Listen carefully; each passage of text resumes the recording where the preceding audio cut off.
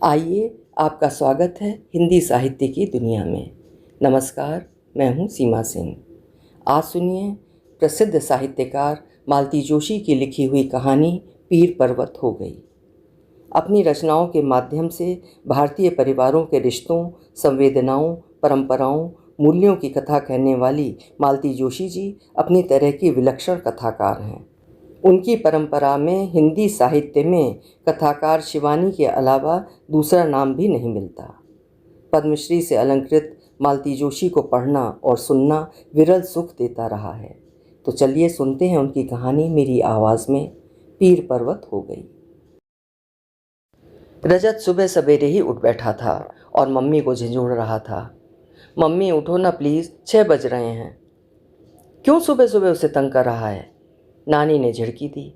थोड़ा सा और सो लेने दे, हफ्ते में एक ही दिन तो मिलता है, रोज़ तो तड़के उठना ही पड़ता है। पर आज पापा आएंगे ना, 8 बजे तक तो मुझे तैयार हो जाना है मम्मी, प्लीज़। पर अब मम्मी को ज़्यादा मनाना नहीं पड़ा। पापा का नाम सुनते ही निर्मल तड़ से उठ बैठी। अलसाई आंखों से उसने कैलेंडर की ओर देखा। आज महीने का दूसरा रविवार है।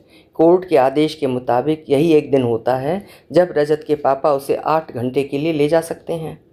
मम्मी चाहे ये दिन भूल जाएं, पर रजत कभी नहीं भूलता। इतना सा है, पर महीने के शुरू में ही उस तारीख पर गोल घेरा बना देता है और पहली तारीख से ही दिन गिनना शुरू कर देता है। इतवार की सुबह सारा घर मस्ती में सो रहा था, पर ये माँ बेटे दोनों बड़ी मुस्तैदी से तैयारी में जुट गए थे। रोज़ तो रजत को ब्रश करने के लिए मनाना पड़ता था, नहाने के लिए 100 नखरे करता था, पर आज ब्रश करने बाथरूम में गया तो ठंडे पानी से ही नहाकर चला आया। उसे हल्की सी डांट पिलाकर निर्मल ने गैस पर रखा गर्म पानी सिंक में उड़ेल दिया। भाभी को पता चल गया तो सुबह से ही शुरू हो जाएंगी। बेटे के आगे 2 सैंडविचेस और बॉर्नविटा का गिलास रखते हुए उसने धीरे से कहा, चुपचाप पीकर कमरे में आ जाना, तब तक मैं कपड़े प्रेस कर रही हूँ। आवाज़ बिल्कुल नहीं करना, समझी? बच्चे को समझाकर वो खुद भी दबे पांव कमरे में चली आई। रजत के लिए उसने वही ड्रेस निकाली जो प्रदीप पिछली बार लाए थे। रजत ने देखा तो खुश हो गया। उसे तैयार करते हुए वो हमेशा की तरह ढेर सी हिदायतें देती रही। वो हाँ हूँ करता हुआ सुनता रहा। उसका सारा ध्यान घड़ी पर केंद्रित था। एकाएक वो पूछ बैठा, मम्मी, मरदूद का मतलब क्या होता है? मरदूद? इसका मतलब जानकर तुम क्या करोगे? पिछली बार पापा आए थे ना, तो छोटे मामा कह रहे थे, खबरदार उस मरदूद को कोई चाय नहीं पिलाएगा। निर्मल ने तड़प कर अम्मा की ओर देखा। वो खिसिया कर बोली, अरे उस दिन वो छोटा जरा सा सनक गया था। मैंने कहा भी कि आखिर तो वो है इस घर का दामाद। हमने उसके पैर पूजे हैं, क्या एक कप चाय पिलाना गुनाह हो गया? तो बोला, उधर कोर्ट में केस लड़ा जा रहा है, यहाँ घर में खातिरदारी हो रही है। ये दोनों बातें एक साथ नहीं चलेंगी। रजत के जूतों पर पॉलिश करते उसके हाथ रुक गए। आखिर ये लोग समझते क्यों नहीं हैं? ये सारा तमाशा बच्चे के सामने क्यों करते हैं? उसके नन्हे से मन में ये बातें जमकर बैठ जाती हैं तो आसानी से नहीं निकलती हैं। इस मरदूद वाली बात को ही ले लो। पिछले महीने भर उस पर सोचता रहा होगा, आज आखिर पूछ ही लिया। एक दिन और पूछ रहा था, मम्मी मैं क्या बला हूँ? छोटी मामी कल कह रही थी, पता नहीं इस बला से कब छुटकारा मिलेगा। कितनी बार उसका मन होता है कि उन लोगों से कहे कि जो कुछ जली कटी सुनानी हो मुझे सुना लो, पर बच्चे को तो बख्श दो। उसका बचपन क्यों तबाह कर रहे हैं? 8 बजे रजत एकदम तैयार था। उसे लेकर कमरे से बाहर निकली तो छोटी भाभी से टकरा गई। हाय हैंडसम, सुबह सुबह बन ठन कर कहाँ चल दिए? अरे आज उसके पिताश्री का दिन है ना, बड़ी भाभी ने याद दिलाया। अरे वाह, फिर तो भाई मज़े हैं, खूब खातिर होगी। बेचारे प्रदीप जी महीने भर की कसर एक ही दिन में निकाल लेते हैं। अरे महीने में एक दिन 150 फेंक भी दिए तो कौन सा गजब हो गया? 30 दिन झेलना पड़े तो पता चले, बड़ी भाभी बोली। निर्मल का मन हुआ कि दोनों को करारा सा जवाब दे, पर वो बच्चे के सामने कोई तमाशा नहीं करना चाहती थी। होठों तक आई हुई सारी कड़वाहट को पीकर बच्चे को लगभग घसीटते हुए बालकनी में ले गई। दोनों भाभियों पर इतना गुस्सा आ रहा था। यूं तो दोनों में 36 का आंकड़ा रहता है, पर निर्मल का जी जलाना हो तो दोनों एक हो जाती हैं। उनका वश चले तो निर्मल को यहाँ एक दिन भी न रहने दें, पर घर माँ के नाम है और माँ अभी जीवित हैं, इसलिए कोई वश नहीं चलता। मन जरा सुस्थिर हुआ तो उसने रजत के सिर पर प्यार से हाथ फेरते हुए कहा, देखो बेटे, जैसे ही पापा का स्कूटर नज़र आए तुम दौड़कर नीचे चले जाना। बेकार में बेचारे इतनी सीढ़ियाँ चढ़कर ऊपर आएंगे। यहाँ घड़ी भर बैठना होता तो भी एक बात थी, पर अभी तो मामा लोग सो रहे हैं, उनसे कौन बात करेगा। और देखो, यहाँ की कोई बात उन्हें नहीं बताना, समझी। वो हर बार यही समझाती है, पर उसे मालूम है कि वो हर बात वहाँ उगल देता होगा और सुनकर उन लोगों को खूब मज़ा आता होगा। पापा आ गए। उन्हें दूर से देखते रजत किलक उठा और फौरन जीने की ओर दौड़ पड़ा। उनके स्कूटर से उतरते उतरते ही वो उनके पास पहुंच चुका था। उन्होंने एक बार ऊपर देखा, पर इससे पहले ही वो मनी प्लांट की ओट में हो गई थी। एक क्षण प्रतीक्षा करने के बाद उन्होंने स्कूटर स्टार्ट किया और दूसरे ही पल बाप बेटे आंखों से ओझल हो गए। भीतर आते हुए लगा जैसे अपना सब कुछ बाहर बालकनी में ही छोड़ आई है। जब भी रजत पिता के साथ जाता है उसे लगता है जैसे वो जीत गई है, उसके पास अपना कुछ शेष नहीं रहा है। एक बार छोटी भाभी ने उसके इस एहसास को शब्द दे दिए थे।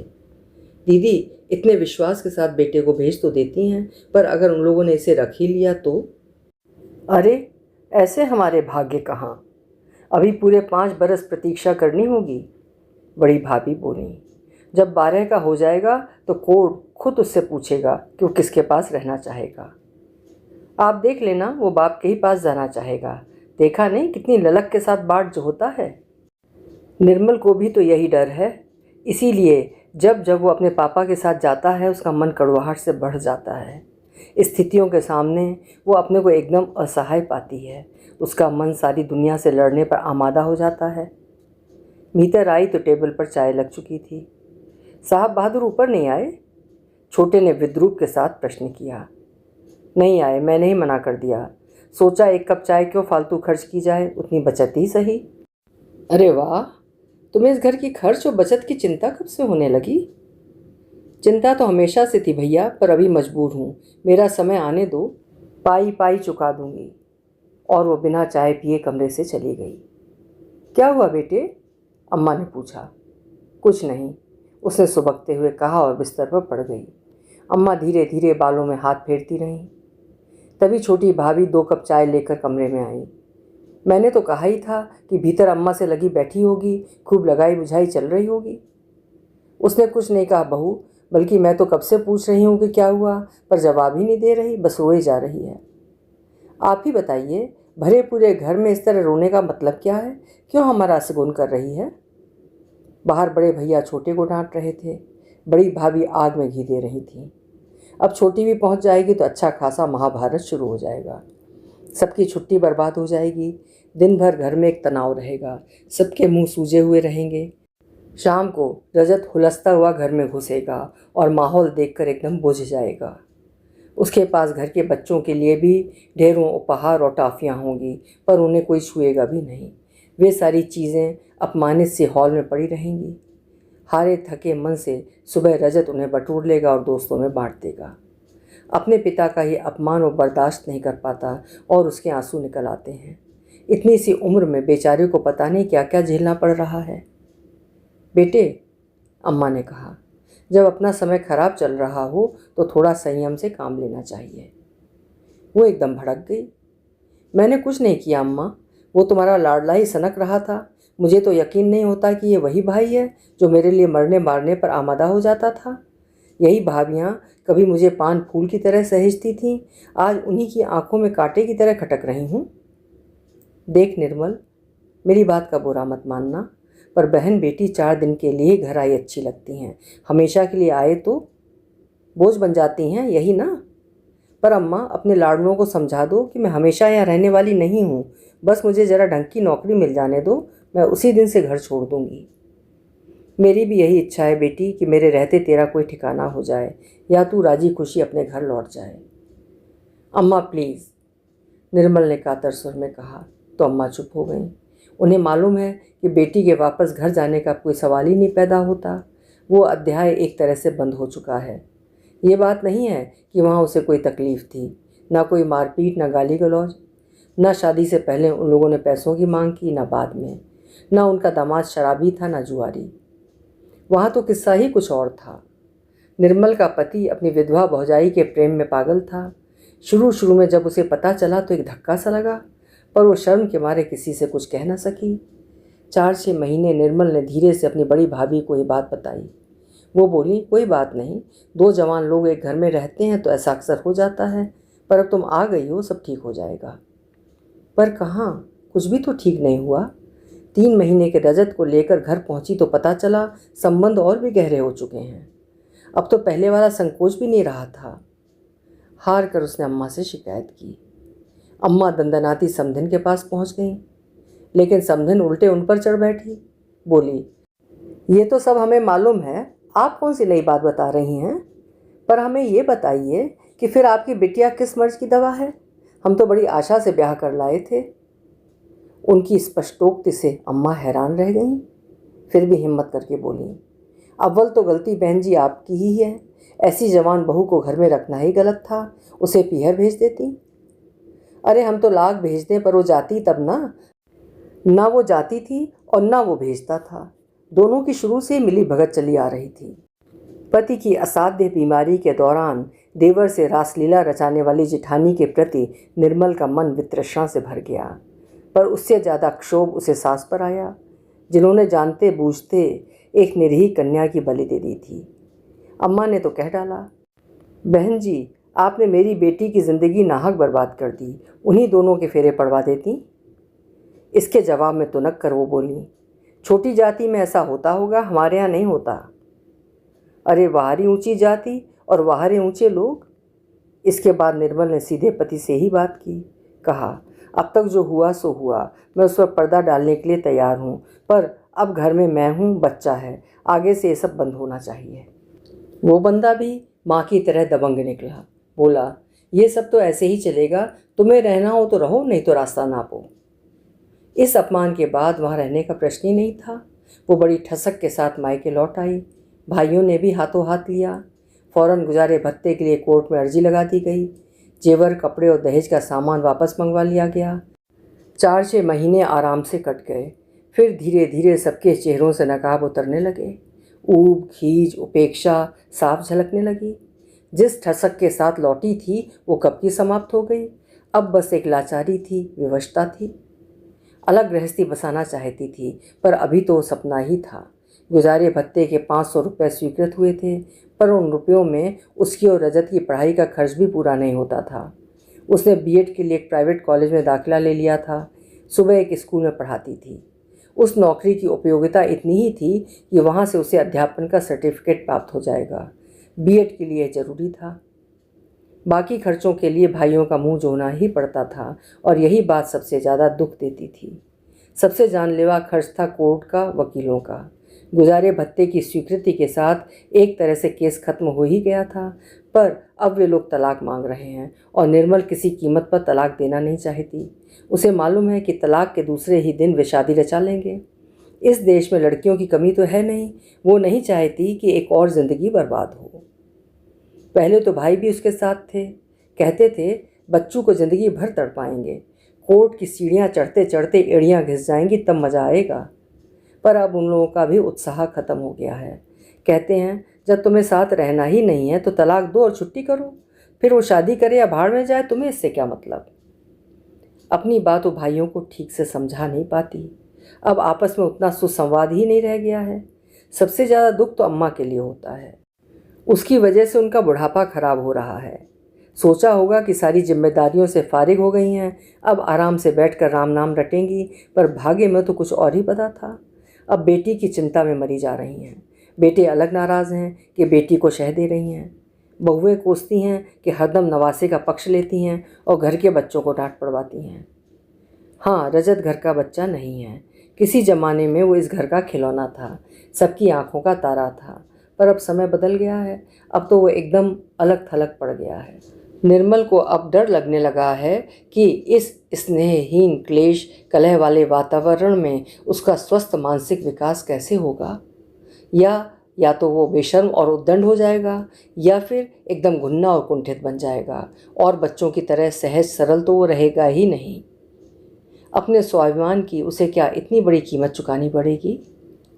शाम को 6 बजे वो सोसाइटी के गेट के बाहर ही जाकर खड़ी हो गई थी। ठीक समय पर स्कूटर की परिचित आवाज़ सुनाई दी। उसे देखकर वो लोग भी बाहर ही रुक गए। इस तरह के स्वागत की तो उन्हें आशा ही नहीं थी। रजत हमेशा की तरह चीज़ों से लदा फंदा था। उसे नीचे उतारते हुए निर्मल ने कहा, जाओ ये सब घर में रखाओ और कुछ देर वहीं रहना, नानी माँ अकेली हैं। बच्चा पिता को इतनी जल्दी छोड़ना ही नहीं चाहता था, पर माँ की अवज्ञा का साहस भी वो नहीं कर सका। बेमन से बराबर पीछे मुड़कर देखता हुआ वो चल पड़ा। जब गेट के भीतर दाखिल हो गया तो निर्मल ने कहा, कुछ बात करनी थी, कहीं चलकर बैठे। प्रदीप के लिए आश्चर्य का दूसरा धक्का था। शायद 8-10 महीने बाद उसने निर्मल का स्वर सुना था, पर वो इतना रूखा था कि आशा की कोई गुंजाइश नहीं थी। वो चुपचाप पीछे बैठ गई तो प्रदीप ने बिना कुछ बोले स्कूटर स्टार्ट कर दिया। बिना कुछ पूछे 3-4 किलोमीटर चलकर एक रेस्टोरेंट के सामने रोक दिया। चुपचाप दोनों जाकर एक कोने वाली मेज पर बैठ गए और कोल्ड ड्रिंक्स का ऑर्डर दे दिया। इत्मीनान से बैठ जाने के बाद प्रदीप ने शुरू किया, बोलो क्या कह रही थी? मैंने सुना है कि आपने फिर से लड़कियां देखनी शुरू कर दी। लड़कियां देखने से क्या होता है, जब तक तुम्हारी मर्जी नहीं होगी शादी तो नहीं कर पाऊंगा ना। मतलब अगर मैं तलाक दे दूं तो आप एक और ज़िंदगी बर्बाद कर देंगे? इससे तुम्हें क्या फ़र्क पड़ता है? पड़ता है। जो मैंने सहा है वो कोई और भी सहे, ये मैं नहीं चाहती। तो क्या चाहती हो? निर्मल कुछ क्षण चुप रही, फिर गंभीर स्वर में बोली, जिनके कारण ये सब बखेड़ा हुआ है, आप उन्हीं से शादी क्यों नहीं कर लेते? माँ के जीते जी ये संभव नहीं है। माँ जी सब जानती हैं। सिर्फ जानने से क्या होता है, जानने को तो बहुत लोग जानते हैं, पर मानना भी तो चाहिए। तो आप मनाइए ना। मुझे तो मांझी पर आश्चर्य हो रहा है, सब कुछ जानते बूझते वो चुपचाप क्यों बैठी हैं? औरत होकर एक औरत को ऐसी घिनौनी जिंदगी जीने पर मजबूर क्यों कर रही हैं? माँ की बात रहने दो, तुम अपनी कहो, तुम क्या चाहती हो? यही कि आप भाभी का हाथ थाम कर उन्हें एक इज्जत की ज़िंदगी दें। समझ लीजिए कि तलाक के लिए मेरी यही शर्त है। लेकिन बिना तलाक के मैं किसी से भी शादी कैसे कर सकता हूँ? घोषणा तो कर सकते हैं। जिस दिन आप इतनी हिम्मत जुटा लेंगे मैं आपको तुरंत तलाक दे दूंगी, तलाक भी और बच्चा भी। बच्चा भी? हाँ, वो इस समय उम्र के बड़े नाजुक दौर से गुजर रहा है। उसे इस समय एक सुरक्षित छत की ज़रूरत है। सुरक्षित छत, अच्छी परवरिश और माँ बाप का प्यार। मुझे विश्वास है आप लोग उसे ये सब दे सकेंगे। और तुम? मेरी चिंता करने की ज़रूरत नहीं है। मेरा बीएड पूरा हुआ जाता है, अगले सत्र में मुझे कहीं ना कहीं नौकरी मिल ही जाएगी। रजत की पढ़ाई की समस्या नहीं रहेगी तो मैं वज्र देहात में भी रह लूँगी। तो ये मेरा प्रस्ताव है। ठंडे दिमाग से इस पर सोचकर मुझे जवाब दीजिएगा। अपनी बात समाप्त कर वो उठ खड़ी हुई और बिना किसी प्रतिक्रिया की प्रतीक्षा किए रेस्टोरेंट से बाहर निकल गई। कोका कोला की बोतल हाथ में थामे प्रदीप उसे देखता रह गया। अभी आप सुन रहे थे मालती जोशी जी की लिखी हुई कहानी पीर पर्वत हो गई। समाज और परिवार में व्याप्त नाजायज संबंध पर लिखी हुई इस कहानी में समस्या और समाधान दोनों लेखिका ने प्रस्तुत किया है। उम्मीद है कहानी आपको पसंद आई होगी। पसंद आई हो तो कहानी को लाइक और शेयर करिएगा, और चैनल पर पहली बार आए हों या अभी तक चैनल सब्सक्राइब ना किया हो तो आपसे अनुरोध है चैनल भी सब्सक्राइब कर लीजिएगा। धन्यवाद।